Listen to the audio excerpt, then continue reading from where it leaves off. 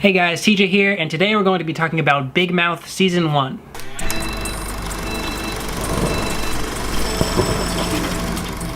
So Big Mouth is kind of if you took like that Daniel Tosh show, Brickleberry, and you mixed it with South Park.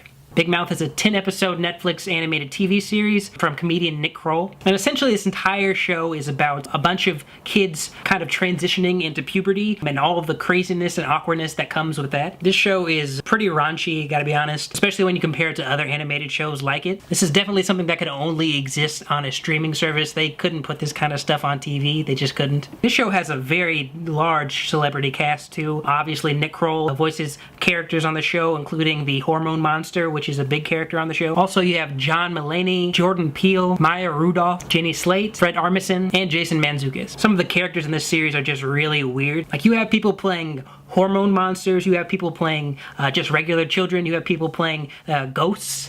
Jordan Peele is the ghost of Duke Ellington in this series. Ultimately, it kind of felt like one of the average animated comedy shows out there. It's nothing groundbreaking in terms of the jokes told, other than the fact that they're kind of pretty crude. And like South Park, obviously it revolves around a young cast learning lessons about life. In the case of this show, they're lessons about puberty and sex and things like that, you know, becoming older. And so like every episode kind of tackles like a different issue. There are 10 episodes, so in a way 10 different issues that these young prepubescent and in certain ways pubescent kids are going through. While I do think that they do a pretty good job with the individual messages that they have in all the episodes and some of the random ridiculous storylines, I do feel like the gross out humor does get a little too much in this show. They kind of rely on it a little too long. At the beginning of the show, I was thinking, is this just gonna be a bunch of, you know, puberty and sex jokes, kind of gross out jokes that they'd make all the time? But as it progressed, I think they were getting into the groove of the story structure and the jokes were landing a lot more. So I think the later half of the season is better than the first half. This show has some pretty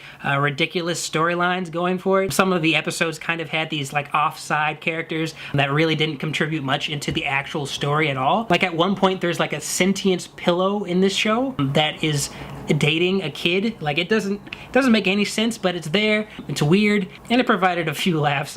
It was just kind of strange to me. And they attempt satire aside from the jokes about puberty and sex. I think that the show does a lot better. They even do a really good Seinfeld callback. That was one of the better lines of jokes in the entire season. The show's getting a second season, so I'm sure that they'll progress in their style of comedy. But as of this season stands, I wouldn't necessarily say it's as strong as some of Netflix's other comedic animated offerings. It's nowhere near the level of Bojack Horseman. I wouldn't even say that it's necessarily that much better than the Bill Burr show F is for Family. But it's only 10 episodes and you can breeze right through it if you wanted to. Maybe just check out an episode here or there. I would say that Big Mouth is a wait. You don't really need to binge this show. I mean, it definitely wouldn't be the first or even second animated comedy on Netflix that I would suggest to you. Regardless of whether or not you like the show, you're definitely going to relate in some way or another to the subject matter in the show, no matter how crude or inappropriate it may seem. Well, that's all I got today, guys. I hope you liked the video. Be sure to like, share, and subscribe, and I'll see you on the next one.